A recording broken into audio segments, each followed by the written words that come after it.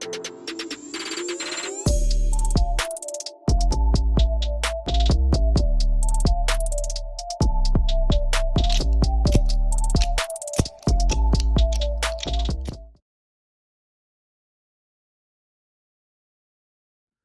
guys, Kev here, and I'm going to do my full review on this here Spyderco Chaparral.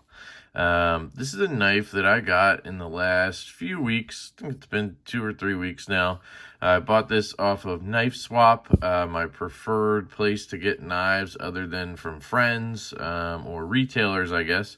But I picked this up here for 85 bucks. This is the peel ply carbon fiber G10 shit that Spyderco tries to advertise as carbon fiber, and people seem to accept. And I think normally this goes for 130 bucks. I could be wrong, but I got it for 85. So for sub $100, this knife is fantastic in my personal opinion, which is why you're here, obviously. So yeah, but I want to start by saying this is a backlock, and I am not a backlock guy. As you guys know, I am someone who likes to fidget with my knives, and this knife is not necessarily fidgety, but I have found that I can enjoy carrying and playing with this knife as much as almost any knife in my collection. So it's quite interesting. It honestly depends on the knife itself if a backlock is acceptable. And it makes me want to try some other ones like that fancy Native 5 with the fluted carbon fiber and S90V. But there's other ones like the 8010 where you can't really fidget with it. At least I couldn't safely. So that isn't as fun for me. So I'm going to kind of get into that. I've had a lot of people telling me I need to, I need to do the whole please like and subscribe, hit the notification bell thing, and, self-advertise a little more. Guys, I just don't like doing that. I feel like I'm pandering. I feel like I'm asking for something when I do that. And I honestly don't really care. I love you guys. I want you to watch, obviously. I want you to like videos. I want you to subscribe. But I'm not like counting the days until I hit a certain number of something, I'm doing this for fun. I have a love of knives. If you haven't been able to tell, I absolutely adore knives. And I can talk a lot, and I enjoy the community, and I've explained before how I, absorbed a lot of content, and I just wanted to give some back. And ever since I started the channel, I've just been much happier in my life in general, just because I can get it out. I can talk and rant and rave about whichever knife I want or thing I want. I can talk to my buddies. It's just, that's what it is for me, guys. And that's why you see me put up so many videos. At least to me, it seems like, 2 or 3 a day is a lot. And it's because I love it. I want to go film another one. It's not because I want to get 1,000 subscribers and monetize and make 20 bucks a month. It's not, I'm not in it for that. So I just kind of wanted to explain that briefly. But I do have stickers. I have this holographic one. Here, I'll do the pandering, I guess. I have these magnets here. And then I have these. I don't have a ton of. And then I have a ton of these, just lefty circle stickers. This is the swag that I have currently. If you guys want it, hit me up. I'm sending these out. I'm not charging you anything. Just give me your address. DM me on Instagram at LeftyEDC, or email me LeftyEDC88@gmail.com, and I'll send some stuff out to you. If you're willing to, drop a magnet on your fridge or something, I'm not going to charge you for that. I wouldn't want your wife or your husband asking, what did you spend on that, on that stupid ass guy's magnet or whatever. So that's just a quick you know, kind of answer to some of the people's messages and comments I've gotten about, you know, telling people to like and all that stuff. I get it. A lot of people say people need a reminder. And I've said that before. Like, I forget to hit the like button. But I'm not watching videos to hit the like button or subscribe. I'm watching videos because it's easy. I can click it on the TV. I can do whatever, enjoy it. I don't want to have to work for it and like something. And I don't know. So I'm not going to ask anybody to do that. So that's it. Sorry. Back to our regularly scheduled review. The Spyderco Chaparral, this is one that I've always been interested in ever since I saw it on Slicey Dicey's channel, I believe, about a year ago or so when I really started getting into the hobby hardcore. And it's because of this. It's super, super thin. It's very thin behind the edge. It has a super fantastic full flat grind on this leaf-shaped blade. It's in CTS XHP. Suck it, Kyle. I can do that all day. And again, it has this stupid peel ply shit, which I don't like at all. It feels okay, but just pick one. I know everybody says that, but just fucking pick one. G10 or carbon fiber. Like, it's not hard. I love that they blacked out the wire clip. I think that adds an extremely cool look to this knife. And then again, it has this back lock, but it's so thin. It's thin in your pocket. It carries pretty well. This clip is a little bit tight depending on how you're putting it in. And if you haven't noticed yet, this clip is still on the right side. So what's going on there, Kev? Let me back out because I feel like it's hard to see. What's going on with the righty clip, you know? You're a lefty EDC, what the hell? So, what happened is, I did switch it at first, but the way I carry what we'll call a secondary knife, I don't usually look at it that way, because sometimes I can have a bigger knife in my back pocket than in the front, depending on what fits, because, so, another tangent here. Like, let's take Jake, for example. Bearded Gear, good buddy, you guys know him. He carries, like, a bigger knife in his front right pocket. That's what he calls his primary. And then he carries a smaller knife like this in his back pocket, and that is a secondary. So a secondary knife would be like this MTNT Mach 3, or Mach 1, sorry. You obviously have the Chaparral, you have like the Runtley, something like that size, right? We have the Wee Knives Banter, so stuff like that would be a secondary. And then a primary knife would be something a little bit bigger, like here is a Kaiser Sheepdog, or here is a CKF Satori. This thing's freaking huge, but you get my point, right? So that's how he does it. Now, me personally, I would do it that way because it just makes common sense, right? Big front pocket, smaller back pocket. So I'm left-handed, right? And a lot of the knives I have are right hand only. So I have, you know, like the Vero knives here. These are right hand only. I have this Concept Pelican, right hand only. A lot of the knives that I truly love, f5.5, right hand only.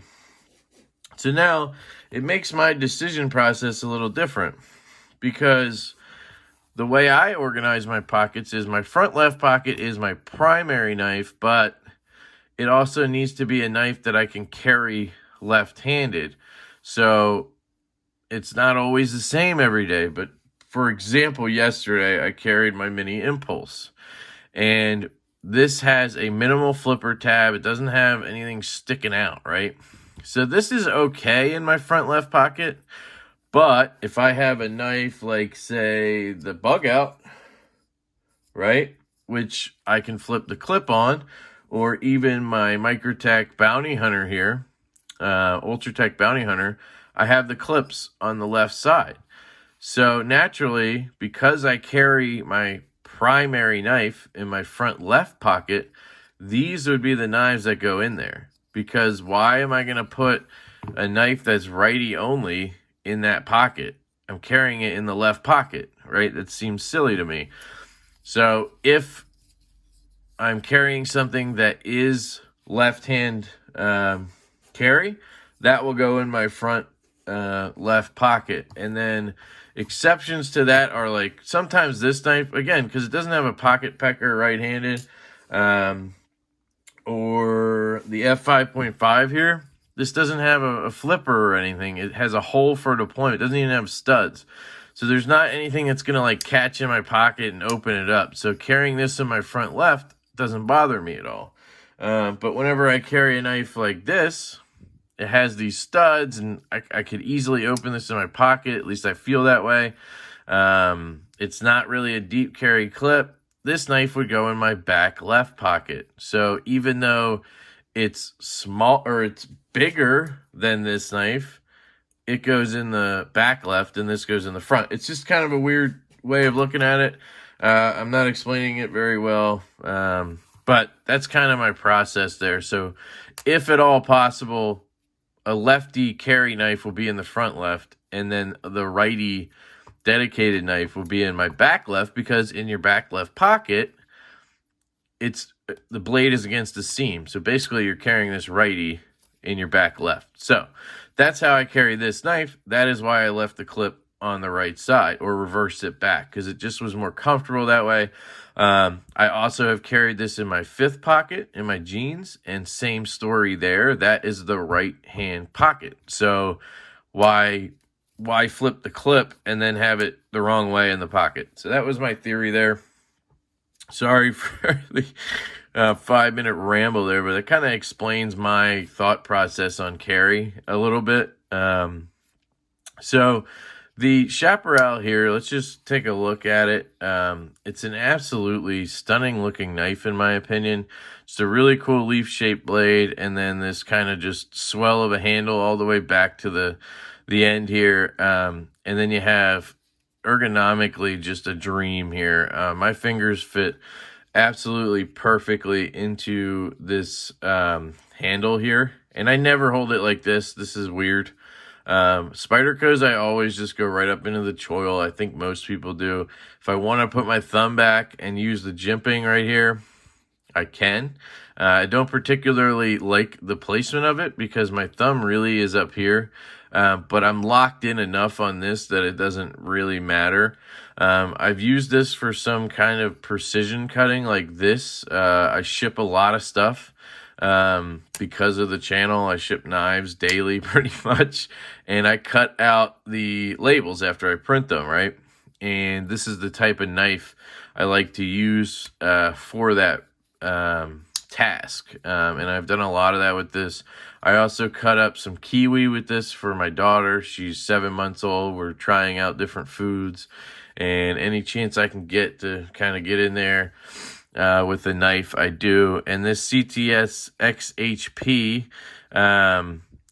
it holds up really well, guys, and I absolutely am liking it. To me, I don't know why, but in my brain, CTS XHP is like one of those super stainless steels. Like I kind of almost put it with like Vanex and stuff. Like you could use it in the kitchen. I know that that's probably completely wrong, but it's just how my brain works sometimes. Obviously, I always dry and clean knives after I use them in the kitchen, so it doesn't really matter what it is. The only case scenario that I don't use a knife in the kitchen is something like this. So this Ultratech Bounty Hunter here has WD-40 all over the damn blade, because the only way to get these to fire appropriately is to shove an ass ton of gun oil or WD-40 in there to get the spring working. So I'm not going to cut fruit with this to give to my daughter, because I don't want her to have WD-40 in her kiwi, right? But anyway, so yeah, ergonomically, aesthetically, this thing is absolutely fantastic. The handle material sucks. We talked about that. You can get this in a lightweight, which is like sub $100. I don't think you need a lightweight. Like this thing weighs nothing already. So a lightweight is just basically saying FRN. And I wish they would just do that. Just call it the Chaparral FRN, right? Like, you don't have to disguise shit as lightweight. You know, their marketing bullshit pisses me off sometimes. Like the compression lock being called ambidextrous. It's not. Whatever. So, cutting, I mentioned it's a laser beam. Absolutely fantastic. This is my favorite knife to cut with right now that I own. So if that means anything to you guys, I know I'm not, you know, the use your shit guy, but I'm the honest guy, because a lot of people out there are telling you they use their shit and they don't. You know, unless they're working construction or something like that, they're doing what I'm doing. They're cutting labels, they're slicing paper to test sharpness, they're using it on their own hair, they're opening packages and shit like that. They're not, you know, I don't know. And plenty of people do use their shit, I'm just saying. I keep it real here on Lift to EDC. Yeah, so that's kind of an overview of that guy. So value-wise, you know, $130 or $100 or whatever you can find. They just came out with a cool, I think it was Maplewood version of this. Like literally Maplewood handle scales. Looks fantastic. I kind of want one of those. But yeah, those get up there. You know, you can get one of these for $180 if you want, or $200 depending on what the scale is. I don't think they changed the steel much. I think most of them have XHP. Kind of weird to me how they have some models where they never change the steel and they change the handles. Then they have some where all they do is change the steel. It's just strange. But yeah, value and recommendations, guys. I would absolutely recommend this knife to anyone and everyone. And real quick, we'll get into action because that's kind of the final piece here, and I wanted to save that for last. So I play with this knife a lot, and I just do this. I roll it out, and then I put my finger like this, let it drop, boom, and then roll it back out, let it drop, boom, roll it back out, let it drop. That is how I play with this knife. When it first came out of the box, it was a little stiff, like it wouldn't really drop. I'm not pushing the button all the way. But that's kind of how it was. And then just after a little bit of playing with it, I dropped a little oil in there. I even took it apart, which I was going to do that for you, but really it's just take this screw and this screw off, and then the scale pops off, and then there's T6s under there. And that basically holds that spring together back here, or holds whatever together, and that kind of creates the tension. The tighter I tighten those T6s, the stiffer this got. So I kind of got it to a place I really liked it, and then just left it like that and put the scale back on. So I didn't really disassemble all the way. It just seemed complicated. I didn't want to mess anything up. But yeah, I kind of like the back lock. I can't flick this. Like, that's as far as it goes. You can hear it rub on the other side because I'm pushing down. You can move this around a lot in here, but it is centered, I think. Or at least I can make it centered, and then it'll sit there for a little bit. You can't Spidey flick it. Like, you can't do any of that stuff, but I don't mind the finger roll or the thumb roll, whatever the hell you want to call it. I don't know. It's so odd because I would hate that. That would bother me to no end. I would be pissed that I can't Spidey flick a knife or whatever. But this knife, as a knife, you know, this is one of the few cases in my collection where this is just a really good goddamn knife for cutting. You know, like, it's not a fidget toy. It's not fancy schmancy looking. It just is a good goddamn knife, and it cuts stuff extremely well. So it's nice to have in your pocket, because this is the one I'll take out whenever I, you know, have the chance. I was carrying 3 knives for a couple of weeks just to keep this in my 5th pocket, just because I liked it so much. As of late, it's kind of been back in the knife case, because you know me, I just rotate through stuff, and I fall in love, and then I fall out, and then it ends up in the case. But this is a knife I'll keep, guys. I see no reason to sell it. One, because it was $85. I'm not really going to get much out of it if I sell it. It's not one I'm going to, like, you know, if I'm lusting after something, I'm not going to be like, oh, I can sell that Chaparral and get enough money, you know. So it's not going to be that case scenario.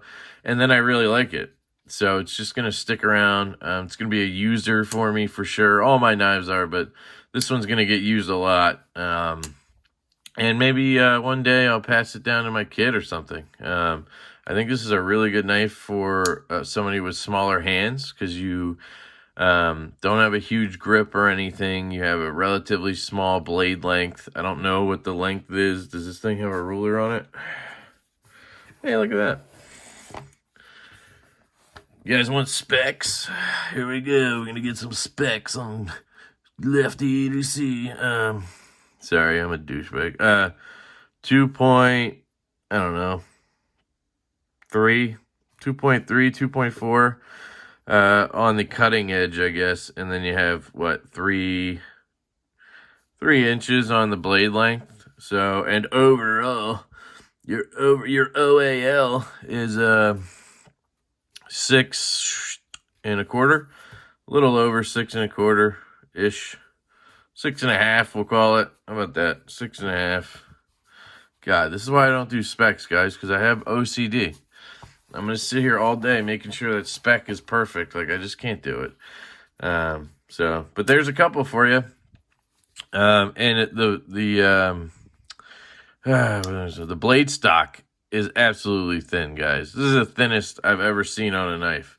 I absolutely love that. Well, is it thinner than the flashback? Hang on, this thing is thin too. Oh no, yeah, it's way thinner. What was I thinking of? Oh, the Nomad here, the frame lock Nomad. This thing is super thin. But yeah, it's even thinner than that. Like, this is super thin, guys. I'm going to shut up now because I've been talking a lot. I apologize for that. But I really love this knife, and I definitely recommend it. So that's it, guys. Hope you have a fantastic day. Oh, please like and subscribe and hit that bell up in that bing, bing, hit it up in that corner. And if you don't, I'm coming after you. Love you guys. Have a good one, and I'll catch you later.